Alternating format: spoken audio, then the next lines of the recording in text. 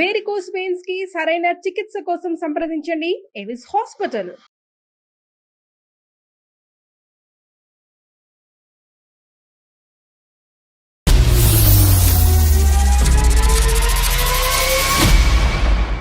కళ్యాణ్ గారు, గీత అనే ఒక అమ్మాయి మనకి మెయిల్ చేసిందండి. మరి ఒకసారి కాల్ చేయనా? తప్పకుండా మేడం. హలో గీత గారు, నమస్తే అండి. నేను జయాని అందమైన జీవితం ప్రోగ్రామ్ నుంచి కాల్ చేస్తున్నానండి. హాయ్, బాగున్నానండి. గీత, మీ మెయిల్ చూసామండి. డాక్టర్ గారు కూడా నాతో పాటు ఉన్నారు. మీరు మాట్లాడతారా? అవకాశం ఉందా ఇప్పుడు? మాట్లాడతాను మేడం. గీత గారు, హాయ్ సార్, నమస్తే. నమస్తే. నమస్తే. మీ కాలర్ ట్యూన్ కూడా విన్నాం. లంకెబిందు లాంటి భర్త దొరికాడా, దొరకలేదు? దొరికాడని అందరూ అనుకుంటున్నారు సార్. అదే ప్రాబ్లం గురించే మెయిల్ చేశాను. చెప్పండి గీత. మేడం, నా ప్రాబ్లం అసలు చెప్పుకున్నా కూడా ఎవరికి అర్థం కాదేమో, కానీ నేను అనుభవిస్తున్నాను, నాకు తెలుసు. Okay okay. ఎన్ని ఇయర్స్ అవుతుంది మీకు పెళ్ళై? 2 years madam. Okay, right. Problem చెప్పండి. ఆయనకి ఓసిడి ప్రాబ్లం. ఓసిడి ఒక్కటే కాదు, పర్ఫెక్షనిస్ట్. అందులో ప్రాబ్లం ఏంటి అని అందరూ నీకు అదృష్టమే కదా అది ఇది అనుకుంటారు, కానీ అది ఎంత పెయిన్ఫుల్ గా ఉందో నాకే తెలుస్తుంది మేడం. లవ్ మ్యారేజా, అరేంజ్డ్ మ్యారేజ్ అండి? అరేంజ్డే మేడం. ఓకే. ఏం చేస్తుంటారు మీ వారు? వారు సాఫ్ట్వేర్ మేడం. ఓకే. మీరు? నేను ఇంట్లోనే ఉంటాను. చెప్పండి, ప్రాబ్లం ఏంటి? అసలు ఎక్కడ ఇబ్బంది పడుతున్నారు మీరు? Over cleaning madam. ఓవర్ క్లీనింగే కాదు, పర్ఫెక్షనిస్ట్ అంటారు. ప్రతి దాంట్లో పర్ఫెక్ట్ గా ఉండాలి.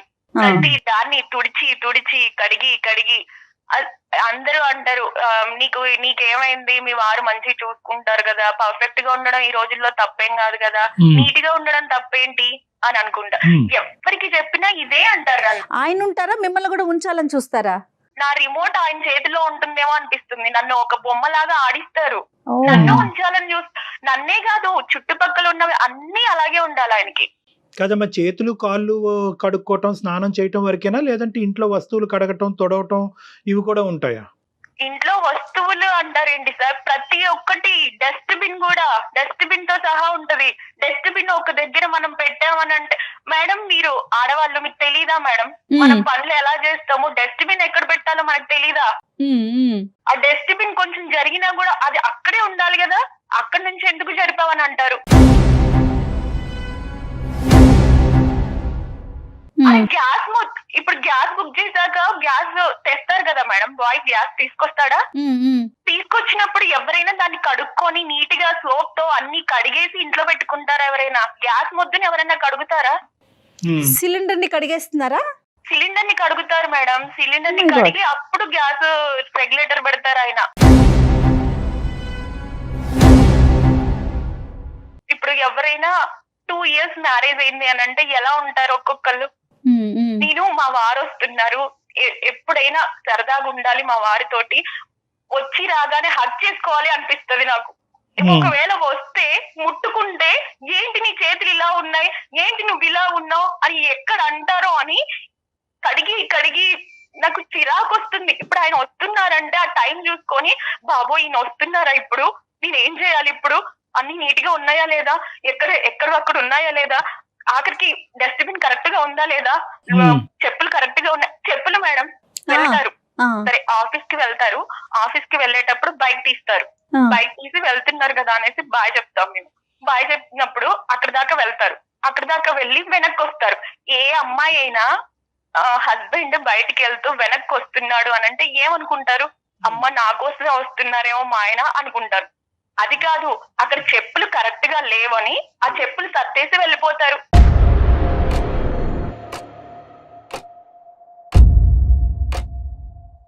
కాదు గీత, సర్దటం వరకే ఉంటుందా, లేకపోతే మిమ్మల్ని ఏమన్నా అరవటం అట్లా ఉంటుందా? ఏంటి ఇలా పెట్టావు, అలా పెట్టు? చూసుకోవడం బాగానే చూసుకుంటారు. ఏంటి ఇలా పెట్టావు అది కూడా అన్నారు, తనే తీసుకుంటారు. నేను అదే అంటున్నాను, నేను ఉంటాను కదా, నేను చేస్తాను కదండి అని అన్నాక చెయ్యను అని అంటారు. 2 years బ్యాక్ మీ మ్యారేజ్ అయింది, పీక్ కోవిడ్ టైంలో మీ మ్యారేజ్ జరిగింది. ఇదేమైనా కోవిడ్ పరిణామమా? ఎవరన్నా చేయి తాకేటటువంటి అవకాశమే లేదు, దూరం నుంచి దన్నాల వరకే పెట్టుకున్నాం, ఇలా చాలా చాలా జరిగినాయి. ఇష్టానుసారం ఎవరికి వాళ్ళు శానిటైజర్లు, చేతులు కడగటం, ఇప్పటికీ చాలా మంది అలా కడుగుతూనే ఉన్నారు. ఇప్పటికీ ఆ ప్రాసెస్ కంటిన్యూ అవుతుంది. అటువంటి ప్రభావం పడిందా, లేదంటే పుట్టేరుగా ఇతను ఇంతేనా?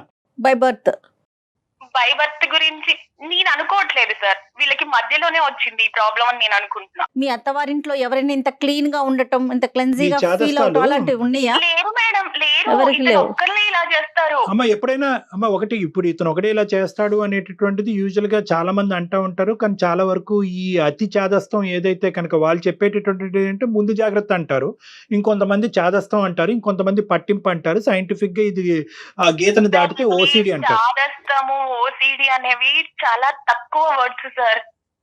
అంత చిన్నదైతే నేను మీకు మీ వరకు కాల్ చేసి చెప్పను సార్. అంటే నేను అనేది ఒకటేనమ్మా, నాకు మా హస్బెండ్ మీద కొంచెం రెస్పెక్ట్ ఉంది. ఈ మధ్య అసలు ఆయన చేసేదానికి నాకు అది కూడా పోతుంది.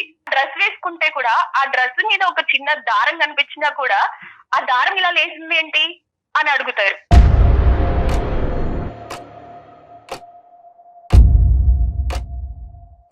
అతను ఏదైనా ఫంక్షన్స్ కి వెళ్ళినప్పుడు కూడా అతను ఏ డ్రెస్ వేసుకుంటే ఆ కలర్ డ్రెస్ నేను వేసుకోవాలి.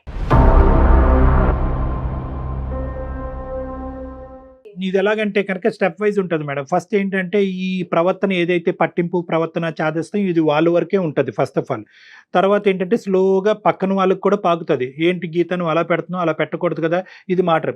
ఎప్పుడైతే కనుక ఇప్పుడు గీతలో ఫ్రస్ట్రేషన్ వస్తుంది, ఇప్పుడు ఆ అమ్మాయి ఏమంటుంది, ఇది ఓసిడి చాలా చిన్న మాట మేడం, దానికంటే పెద్ద అంశాన్ని నుంచి నేను సఫర్ అవుతున్నాను కాబట్టి మీ వరకు వచ్చి కాల్ చేశానంటే ఈ అమ్మాయి ఇప్పుడు రానున్న రోజుల్లో ఏంటంటే ఎదురు తిరుగుతుంది ఆటోమేటిక్. అది ఎంతకాలం ఈ చండాలం ఏంటి, దరిద్రం ఏంటి, ఈ జాగ్రత్త ఏంటి, ఇవన్నీ ఇప్పుడు కడగని వాళ్ళందరూ చచ్చిపోతున్నారా, అలా అయితే డాక్టర్లు హాస్పిటల్ ఇవన్నీ ఎప్పుడో ఒకలాంటి చిరాకు వస్తుంది కదా. ఎప్పుడైతే కనుక ఈ అమ్మాయి ఆ ప్రవర్తన చూపెడతాదో అతనిలో ఇంకో యాంగిల్ అనేది స్టార్ట్ అవుతుంది. ఎందుకంటే ఎంత కాదనుకున్నా కూడా అతని సాంప్రదాయాన్ని అతని పట్టింపుని కాపాడుకోవాలని ప్రయత్నం చేస్తాడు. కానీ స్లోగా over a period of time పక్క వాళ్ళు నా వల్ల సమస్య అనుభవిస్తున్నారు అనేది హ్యుమానిటేరియన్ యాంగిల్ అనేది పోతుంది.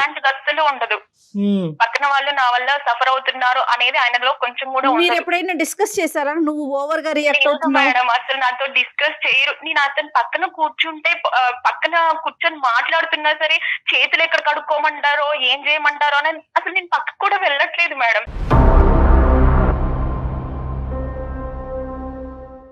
చెప్పుకోలేనివి ఇంకా వైఫ్ అండ్ హస్బెండ్ మధ్యలో చాలా ఉంటాయి.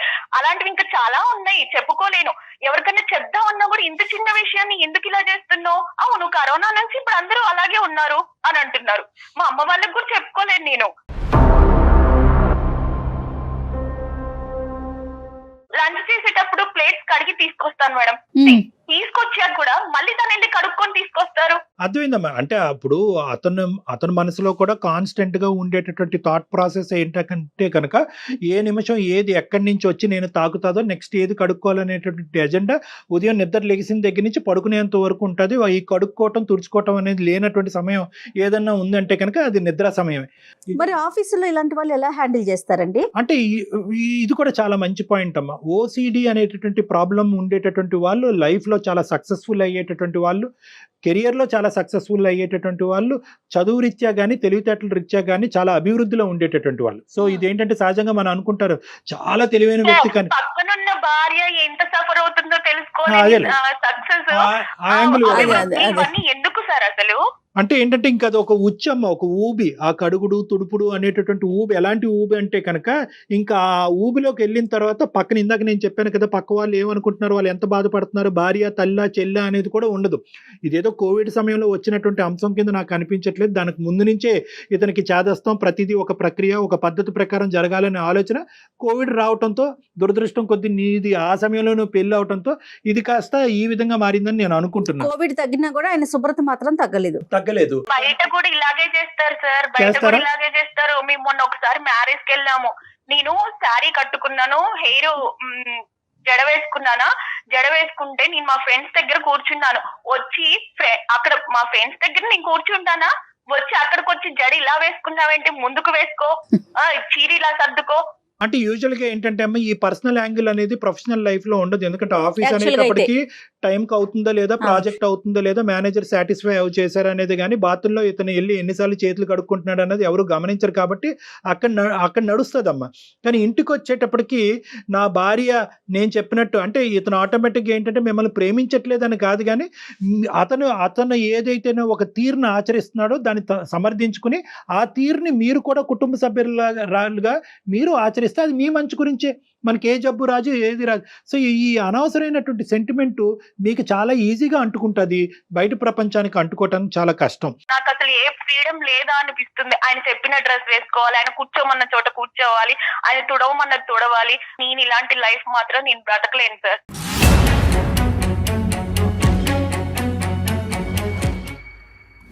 మీరు అతన్ని ఏమైనా ఫోన్ కలపగలిగితే ఒకసారి కలిపి నాతో ఫోన్లో మాట్లాడిపించండి, ఇలా ఒక సార్తో మాట్లాడానని.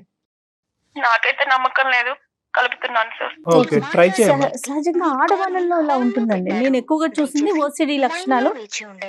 హలో హలో, నేనే. హలో చెప్పు. బిజీగా ఉన్నారా? ఉన్నానులే, చెప్పు. నేను కళ్యాణ్ చక్రవర్తి గారు అందమైన జీవితం నుంచి కళ్యాణ్ చక్రవర్తి గారికి నేను మెసేజ్ చేశాను మీ ప్రాబ్లం గురించి. ఇప్పుడు అంత అవసరం ఏమొచ్చింది? మీకేం అవసరం లేదండి, మీకేం అవసరం లేదండి, నాకు అవసరం. నేనేం చేయను మరి? ఏమొచ్చింది అంటున్నా. నాకు అవసరమే అని అంటున్నానుగా, ఒకసారి మాట్లాడండి. ఏం పేరుమా? మధు గారు. మధువేనా? అదే అదే. మధు గారు నమస్తే అండి. నమస్తే అండి డాక్టర్ గారు. నమస్తే. నమస్తే నమస్తే. మిమ్మల్ని మీకు ఇలా మీ భార్య గారు షాక్ ఇచ్చారేమో, కానీ మధు గారు ఏంటంటే ఆవిడ ఏదైతే మీరు ఒక పట్టింపు జాగ్రత్త శుభ్రం అని అంటున్నారో దానికి ఆవిడకి వేరే నిర్వచనం కనిపిస్తుంది. ఆవిడ అది అనుభవించలేక బాధపడుతుంది, ఎవరికి చెప్పుకోవాలో తెలియదు. చెప్పుకునే వాళ్ళందరూ కూడా మంచోడే కదా, జాగ్రత్తగా చూసుకునేవాడిని తీసుకొచ్చి నువ్వు వంక పెడుతున్నావు ఏంటని ఆ అమ్మాయిని తిరిగి మాట్లాడేటటువంటి ఒక దిక్కుతోచని పరిస్థితిలో మాకు చేయటం జరిగిందండి. దాన్ని దయచేసి ఇంకో విధంగా ఆలోచించండి. అదేదో కంప్లైంట్ కింద తీసుకోకండి, మీ మీద ఏదో చెప్పటం కాదు. శుభ్రత వర్సెస్ ఓసిడి అంటే ఇది ఓసిడి అనేటటువంటి జబ్బు కింద పరిగణించాలా, ఒక పద్ధతిగా ఉండటం అనేటటువంటి ఒక సాంప్రదాయాన్ని పిచ్చిగా చూపెడుతున్నారు అనేటటువంటి విధంగా అనుకోవాలా? ఎలా కంక్లూడ్ వస్తుంది డాక్టర్ గారు? నేను తనకి ఇలా నడుచుకో, ఇలా చెయ్యి, ఇలా అనే దానికి తను ఎలా ఇలా ఓసిడి నన్ను ఒక ఎట్లా మానసిక రోగుల బూచిలాగా చూపెట్టాలనుకుంటుంది? మానసిక అంటే ఒకటి ఇక్కడ ఏంటంటే దయచేసి ఒకటి క్లియర్ కట్ గా మధు గారు ఇంకొక మాట అనకముందే నేను ఒక మాట చెప్పి తర్వాత కొనసాగిస్తాను. అదేంటంటే దయచేసి ఈ విధంగా ఓసిడి అనేటటువంటి పదం వినటానికి చాలా మంది చిరాగ్గా, బాధగా, భయంగా ఉన్నా కూడా దయచేసి దీన్ని ఒక పిచ్చి కిందో ఇంకో జబ్బు కింద పరిగణించుకోవటం అనేటువంటి తప్పు. ఎందుకంటే ఇందాక మన గీత గారు మాట్లాడినప్పుడు నేను ఒక ముఖ్యమైనటువంటి అంశం చెప్పాను. ఎందుకంటే ఈ విధంగా ఆలోచించి ఈ విధంగా పద్ధతిగా ఉండేటటువంటి తత్వం ఉండేటటువంటి వాళ్ళు లైఫ్లో చాలా సక్సెస్ఫుల్ ఉన్నతమైనటువంటి స్థాయిలో ఉంటారు. తెలివితేటలు ఉన్నతంగా ఉంటుంది. భార్య ఇంట్లో ఉండే స్త్రీమూర్తి అయినా అవ్వచ్చు, బయట పనిచేసుకునే మగాడైనా ఉండొచ్చు, చాలా చక్కగా వాళ్ళ లైఫ్లో కెరియర్లో ఉంటారు. కాబట్టి దీనికి పిచ్చి అనేటటువంటి పదాన్ని ఆపాదించద్దు. ఇది ఒక తత్వం, ఒక పద్ధతి, ఒక విధానాన్ని మీరిద్దరూ అంటే ఆవిడ ఒక అడుగు ముందుకొచ్చి మీరు ఒక 2 అడుగులు ముందుకు వస్తే కనుక దీన్ని మధ్యస్తూ ఏమైనా ఒక దారి ఉంటుందేమో అనే ఆలోచనతో మీతో మాట్లాడటం జరుగుతుంది. ఇది పిచ్చి, మెంటల్ హెల్త్ ప్రాబ్లం, ఆ విధంగా ఒక కాసేపు తీసి పక్కన పెడతాం. ఆ ఆలోచన లేదండి మాకు. ఒక శుభ్రంగా ఉండడం నీకు తప్ప ఎవరన్నా తప్పేమో చెప్తారేమని? మీ డిక్షనరీ ఆఫ్ శుభ్రతలో ఏం చేస్తూ ఉంటారు, ఏది చూస్తే మీకు నచ్చదు, ఏది ఎంతసేపు కడగాలి, ఏది తొడవాలి అనేది ఒక 2 ఎగ్జాంపుల్స్ ఇవ్వండి. ఆ అమ్మాయి చాలా ఎగ్జాంపుల్స్ ఇచ్చింది. ఆఖరికి చెప్పులు స్ట్రైట్ గా లేకపోతే బైక్ మీద వెనక్కి వచ్చి చెప్పులు స్ట్రైట్ గా పెట్టి బయలుదేరతారంట. మీరు కాదండి, ఈ పాయింట్ ఒకటి వినండి. 10 మందిలోకి వెళ్ళినప్పుడు కూడా తన జడ కూడా మీరు ముందుకు వచ్చి అందరి మందిలో ముందుకు వేసుకుంటే బాగుంటుంది. డ్రెస్సింగ్ కానీ అవన్నీ కూడా ఎవరైనా గ్యాస్ సిలిండర్ ని కడిగి పెట్టుకుంటారా మేడం? ఇది మీకు విచిత్రంగా అనిపించట్లేదా మేడం? మీకు విచిత్రంగా అనిపించదు. అది అక్కడ ఎక్కడెక్కడ బొల్లించుకొని కాలుతో తట్టుకొని భుజం మీద పెట్టుకుని ఆ భుజం మీద అతను వేసుకుని షర్ట్ మీద ఎంతో దుమ్ము ఉంటుంది. దాన్ని కడగడం కూడా, శుభ్రంగా ఉండడం కూడా నీకు తప్పు అనిపిస్తుందా? మీ అంత శుభ్రత, మీ అంత పర్ఫెక్ట్ గా మేము ఉండలేమండి, మేము ఉండలేము. అందుకే సైకియాట్రిస్ట్ దగ్గరికి వెళ్దాం అని అంటే వద్దంటారు. అదే మీరు ఇక్కడ డాక్టర్ గారి ముందు అడుగుతున్నారు కదా, నేను ఏమైనా ఇబ్బంది పెట్టానా అని. మీరు ఎప్పుడైనా అడిగారా నన్ను, నీకేమన్నా నా వల్ల ఇబ్బంది అవుతుందా అని? చెప్పింది ఎక్కడుందో అది చెయ్యి అంటే దాన్ని ఎంతసేపు నన్ను బూచిగా చూస్తున్నావు. నువ్వు నీతో ఎలా ఏకాలా నీకు ఇలాగే నన్ను ఆడిపట్టిస్తున్నావు కదా. కాదు, కాపురం సంసారం అంటే తుడుచుకోవడం, కడుక్కోవడం ఇవేనా? ఇంకా ఆ శుభ్రత గురించి, శుభ్రత లేకుండా సంసారం చేయాలా నువ్వు చెప్పినట్లు? సరే మేము శుభ్రంగా ఉండలే, మీరే మీరే చిన్నప్పటి నుంచి శుభ్రంగా ఉండి పెరిగి శుభ్రంగా ఉన్న దగ్గరే వచ్చారులే గాని నేనైతే అలా ఉండలేను సార్. నేను శుభ్రం గురించి ఉండం, మీరు చెప్పిన శుభ్రంగా ఉండండి అన్నదానికి తప్ప ఒక వస్తువులు సిస్టమేటిక్ నేను అదే చెప్తున్నా, శుభ్రంగా ఉండండి అనడం తప్పు కాదు. మీరు మమ్మల్ని శుభ్రంగా ఉండు అని మీరు శుభ్రం చేస్తారు చూసారా, అది తప్పు. అది అవుతుంది కదా, నేను శుభ్రం చేయడం వల్ల నీకు ఒక పని తప్పుతుంది కదా. వినండి, ఫస్ట్ ఏ భార్య అయినా భర్త ఎప్పుడు వస్తాడా, తన కోసం ఏం తెస్తాడా అని చూస్తూ ఉండాలి. కానీ అమ్మో బాబాయ్ టైం అయిపోయింది, మా ఆయన వస్తాడు, మా ఆయన వచ్చాడండి, ఇప్పుడు ఏమంటాడో ఏమో, ఏది శుభ్రం లేదంటాడో, ఏది కరెక్ట్ ప్లేస్ లో లేదంటాడో, ఆ లైన్ దాటి ఏది వచ్చిందో అని చూసుకుంటూ ఉంటదా ఎవరైనా? అసలు నువ్వు ఎప్పుడైనా ఇచ్చేసావా? ఎప్పుడు నన్ను వంకలు పెడుతూనే ఉన్నారు డాక్టర్ గారు. మిమ్మల్ని వంకలు పెడుతున్నా అని మీరు ఆలోచిస్తున్నారు కానీ దీని వల్ల దీనికి ఏం ప్రాబ్లం అవుతుంది అని ఒక్కసారన్నా ఆలోచించారా? మధు గారు, నువ్వు ఆలోచించే ఛాన్స్ కూడా నాకు ఎక్కడ ఇస్తున్నావు? నువ్వు వంకలు మార్నింగ్ నుంచి వంకలు పెట్టి ఇదేం చెప్తావు అదేం చెప్తావు, ఇది అలాగా చద్దమంటావు, ఇది అలా ఒక డస్ట్బిన్స్ అక్కడ ఒక వెజిటేబుల్స్ అక్కడ కట్ చేయమంటే. నేను కర్రీ చేస్తాను, కర్రీ చేసేటప్పుడు నాకు తెలియదా కూరగాయలు ఎలా కట్ చేయాలో? పక్కన కూర్చుంటారు, పక్కన కూర్చొని ఆ షేప్ కరెక్ట్ గా రాలేదు, ఈ షేప్ లో కట్ చేయాలి. ఏంటి సార్ అది ఉడికినాక ఆ షేప్ లోనే ఉంటదా? అవి రౌండ్ గా రావాలి, స్క్వేర్ గా రావాలి, ఉడికిన తర్వాత అవి అలాగే ఉంటాయా సార్? మధు గారు సమస్యకి పరిష్కారానికి వద్దాం. ఇక్కడ చాలా క్లియర్ కట్గా ఏంటంటే మీరు కడుక్కోవటం తుడుచుకోవటం అనేటటువంటిది ఒక్కటే కాకుండా ప్యాటర్న్ స్పెసిఫిక్ ఆలోచనలు కూడా ఉన్నాయి. అంటే జోళ్ళు ఎలాగ ఉండాలి, వంకాయ మొక్క ఎలా కట్ చేయాలి, అది ఎలా ఉడకాలి, సిలిండర్ని ఎంతసేపు కడగాలి.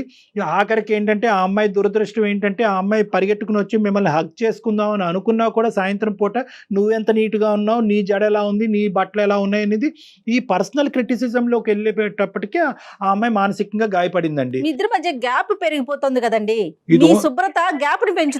ఎవ్వరికి ఇది మామూలుగా ఎవ్వరికి అర్థం కాదు సార్. నేను చెప్పుకునే వరకు అసలు మేడం నేను చెప్పేది కూడా తను ఎక్కడ ఆలోచించగా నన్ను కూడా అట్లా తను రివర్స్ ఉల్టాయి, నువ్వు ఇలా చెప్తావు అలా బాధపడుతున్నా మేడం. ఉల్టా కాదు, ఇప్పుడు ఒక మనిషి క్లీన్గా ఉండాలి, శుభ్రంగా ఉండటం వల్ల ఇన్ఫెక్షన్స్ నుంచి దూరంగా ఉంటారు, ఆయుష్ పెరుగుతుంది అనే అంశం డాక్టర్లకి మించి ఎవరు తెలియదు కదండి. నేను కూడా ఒక డాక్టర్నే కదా. ఈ రోజు మీరు కడుక్కునేంత ఏదైతే నేను పాటిస్తారో ప్రపంచం మొత్తం పాటించింది సార్. కరోనాలో శానిటైజర్ తో హ్యాండ్స్ మాత్రమే కడుక్కుంటారు సార్, ఫేస్ కడుక్కోరు.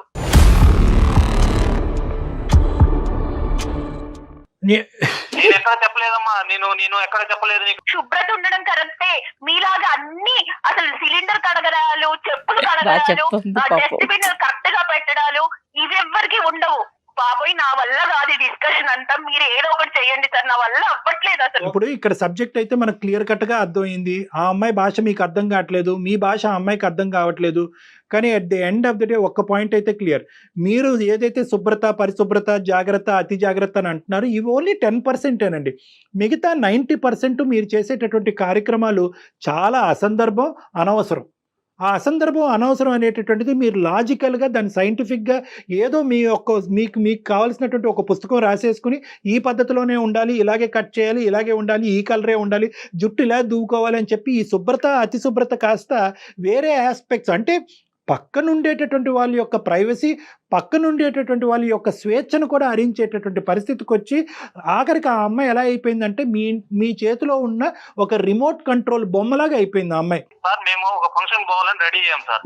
గేట్ తీసుకున్నాం, బండి తీసుకుని బండిలో ఎక్కింది, తాళం వేసుకుని తాళం ఒక్కసారి సరిగా పడిందో లేదో చెక్ చేసుకోరమ్మన్నాను సార్.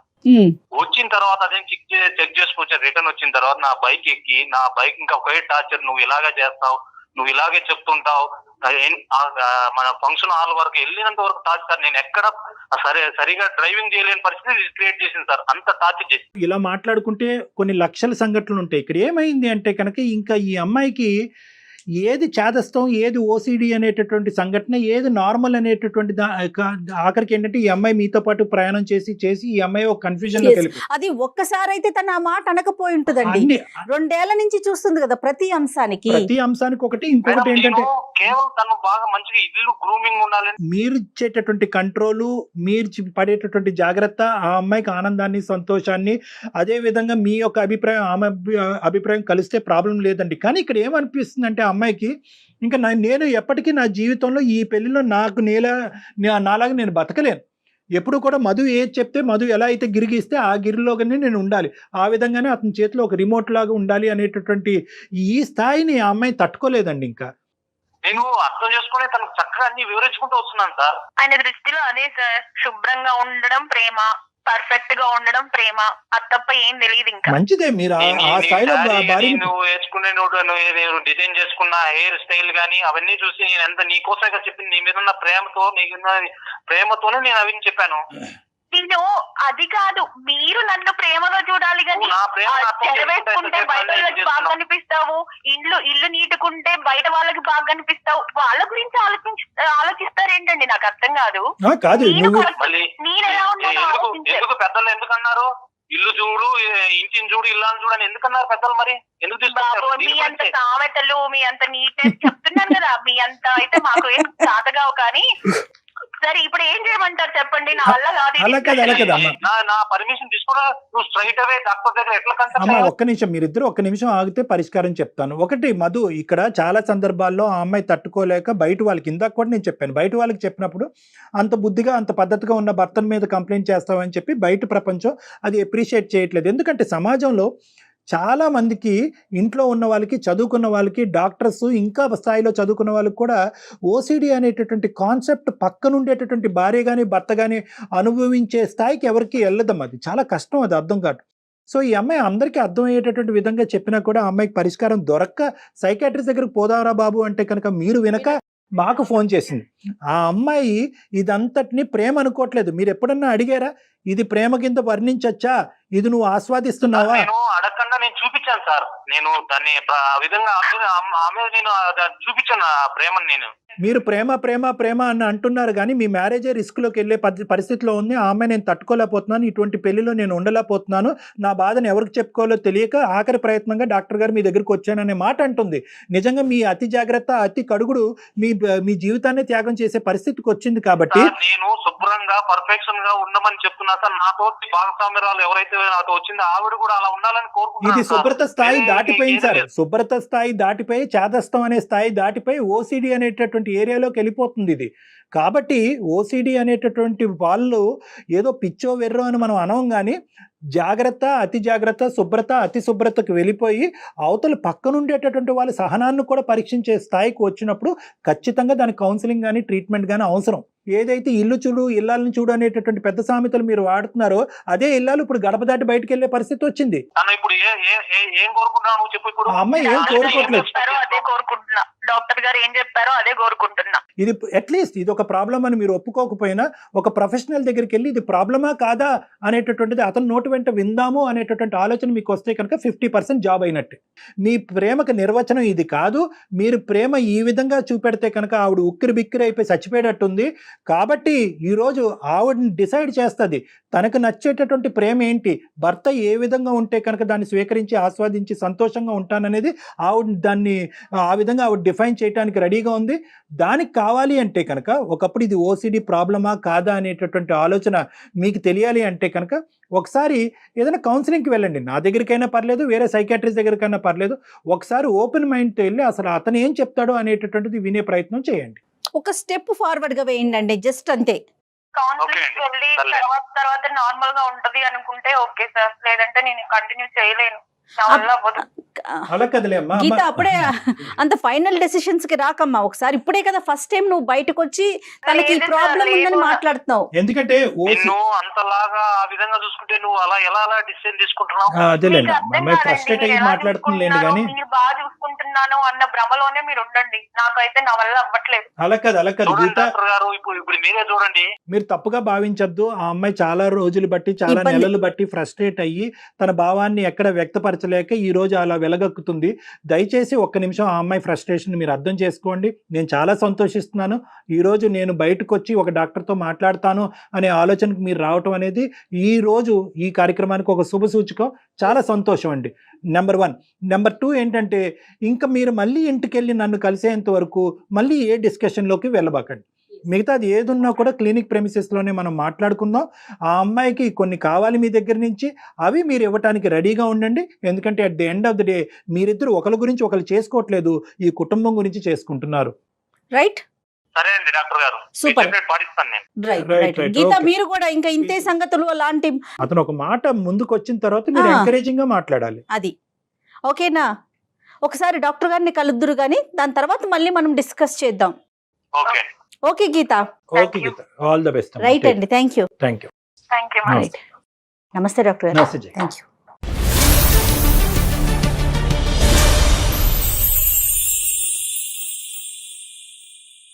సుమన్ టీవీలో మీ పర్సనల్ అండ్ బిజినెస్ ప్రమోషన్స్ కోసం కింది నెంబర్కి కాంటాక్ట్ చేయండి.